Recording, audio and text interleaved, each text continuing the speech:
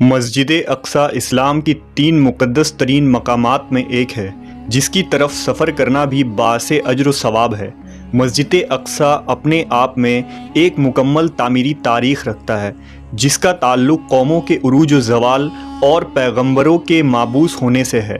مسجد اقصی ہم مسلمانوں کے لیے قبلہ اول کی حیثیت رکھتا ہے جس کی طرف رخ کر کے نبی اکرم محمد صلی اللہ علیہ وسلم اور آپ کے اصحاب نے تقریباً 1.5 سالوں تک نماز ادا کی اور یوں لوگوں کو یہ پیغام دیا کہ اسلام کوئی نیا دین نہیں بلکہ یہ دین ابراہیم ہی کی ایک شکل ہے جو حضرت موسیٰ و عیسیٰ علیہ السلام کے تعلیمات کو پھر سے زندہ کرنے اور اصل توریت و انجیل کے پیغام پر عمل پیرا ہے۔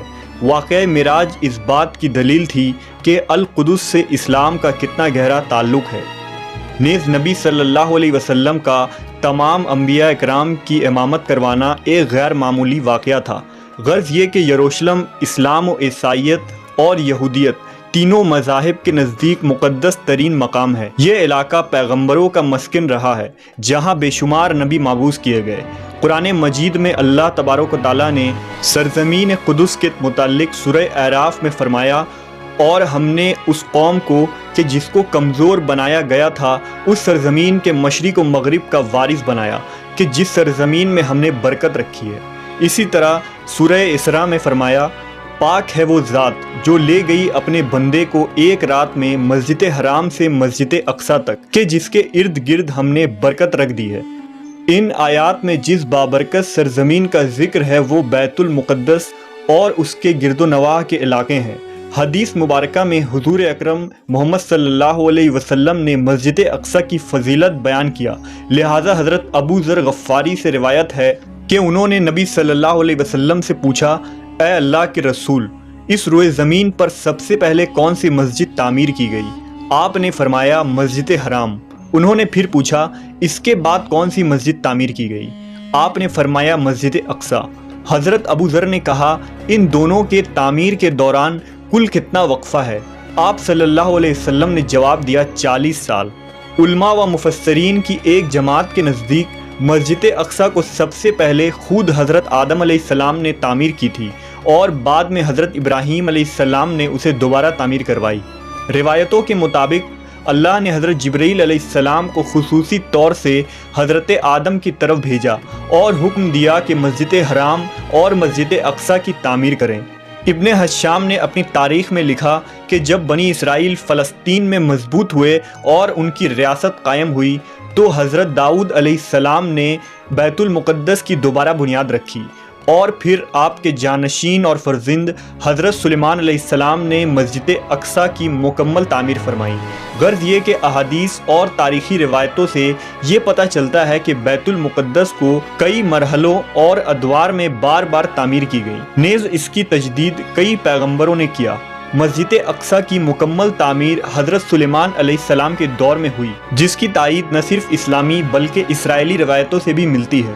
حضرت سلیمان علیہ السلام اللہ کے جلیل القدر پیغمبر تھے جن کی سلطنت مشرق سے مغرب تک تھی، اور انسانوں کے ساتھ چرند و پرند، جانور، حیوانات اور جنات پر بھی آپ نے حکومت کی تھی۔ جنات آپ کے تابع اور فرما بردار تھے۔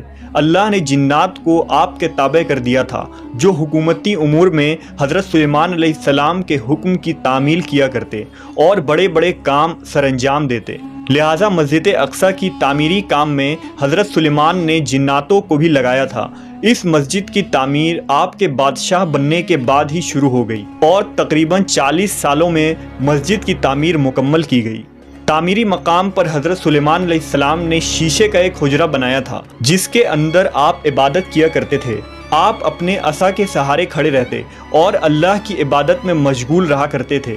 یہ عبادت کافی طویل ہوتی تھی۔ آپ کئی دن یا ماہ ایسے ہی کھڑے رہتے اور جنات اپنے کاموں میں مشغول رہا کرتے۔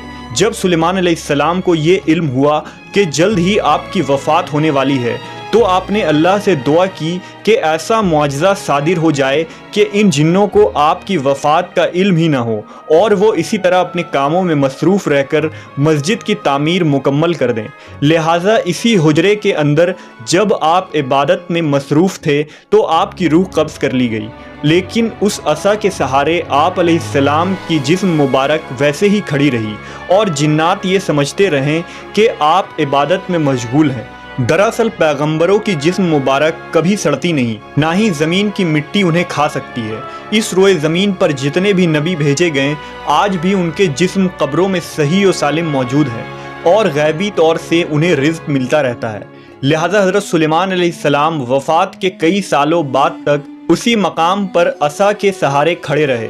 آخر کار جب اس عصا کو دیمک کھانے لگی اور وہ لاٹھی کمزور ہو گئی تو آپ کی مبارک جسم زمین کی طرف جھکنے لگی، اور تب جناتوں کو یہ علم ہوا کہ حضرت سلیمان علیہ السلام کی وفات ہو چکی ہے۔